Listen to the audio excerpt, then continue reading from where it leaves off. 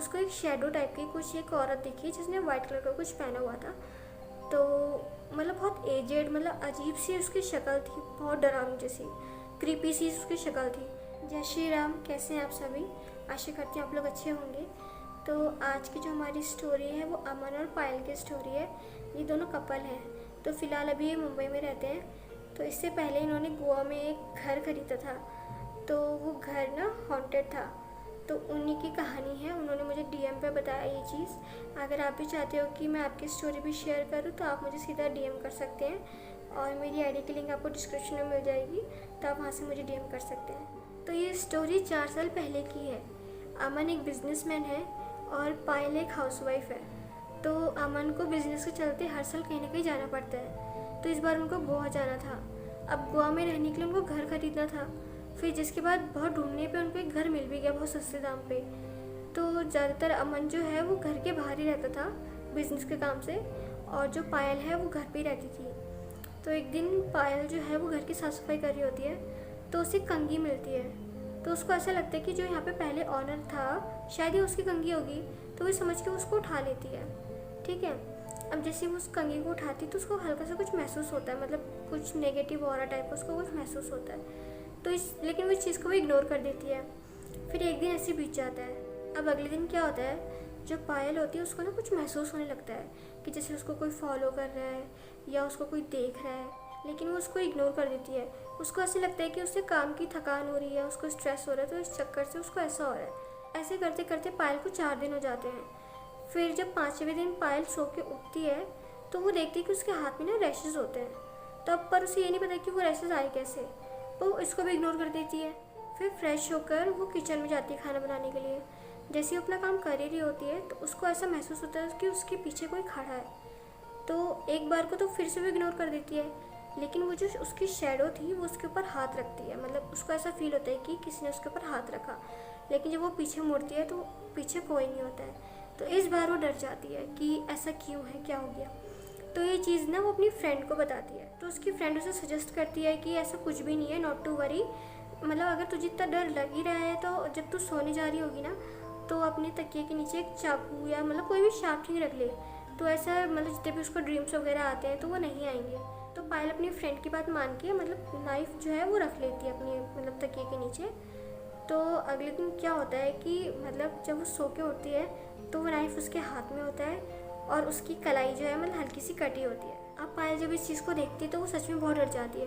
तो इस बार वो अपने हस्बैंड अमन को बताती है ये सारी चीज़ें, लेकिन जो अमन है वो इस चीज़ को भी इग्नोर कर देता है। उससे ऐसा लगता है कि शायद नई जगह है तो उसको एडजस्ट होने में थोड़ा टाइम लग रहा है। तो अब वो उसको इग्नोर करके अपने ऑफिस चला जाता है। अब पायल घर में अकेली होती है।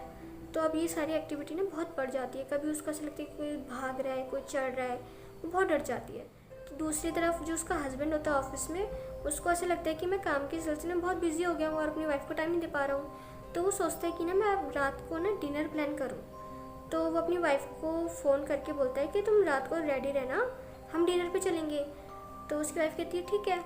तो जब अमन घर आता है ना तो वो देखता है कि ना उसकी जो वाइफ है मतलब वो मिरर में कंटिन्यूसली देखी जा रही है और अपने बाल पारी जा रही है। मतलब बाल जो होते हैं वो कंघी से पार रही है।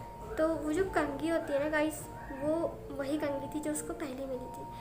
तो अब वो कंटिन्यू शीशे को देख रही है और कंघी पारी जा रही है, अपने बाल पारी जा रही है। तो 1-2 बार उसके हस्बैंड ने उसको हिलाया, मतलब ऐसे उसको आवाज़ दी, पर उसने कोई रिस्पॉन्स नहीं दिया। अब उतने में ही उसको आवाज़ आई कि छत में कोई भाग रहा है। ठीक है। तो वो गया छत में देखने के लिए कि कौन है करके।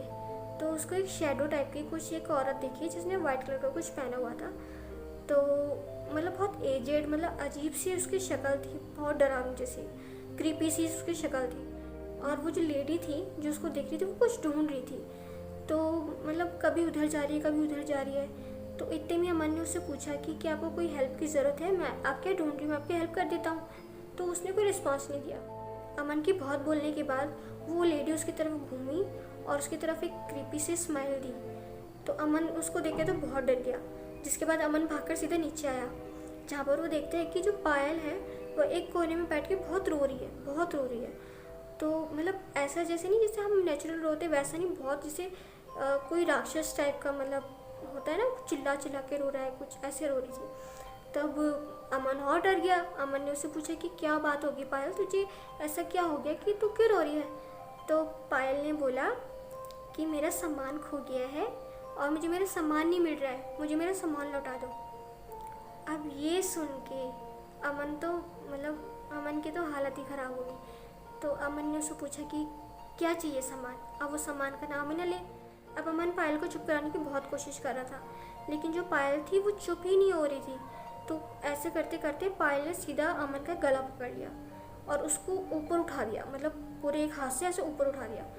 तो अब सोचने वाली बात है, एक लेडी में इतनी ताकत कैसे आ गई। तो अमन ने जिस तरह से अपने आप को छुड़ाया और वो सीधा भाग के गया और उसने कमरे का जो डोर था वो लॉक कर दिया और सीधा अपने घर पे कॉल कर दी। तो जो उसके पेरेंट्स थे अमन के, तो वो एक तांत्रिक को लेके आए। तो जिसके बाद जो बाबा थे उन्होंने वो कंघी ली, उसमें पूजा पाठ करके उस जो स्पिरिट थे उसको उसमें बंद करके उसको नदी में फेंकवा दिया। जिसके बाद जो पायल थी वो नॉर्मल हो गई थी। फिर इन सब के इंसिडेंट्स के बाद पायल और अमन दोनों ने वो घर छोड़ दिया और वो घर अब तक खाली है। तो गाइज़, अगर आप भी कोई घर खरीदते हैं या स्पेशली जो कोई सस्ते दाम में मिल रही हो चीज़ें, उसके बारे में तो एक बार ज़रूर जान लेना चाहिए आप लोगों को। तो वही होता है ना, सस्ती चीज़ हमेशा महंगी पड़ती है।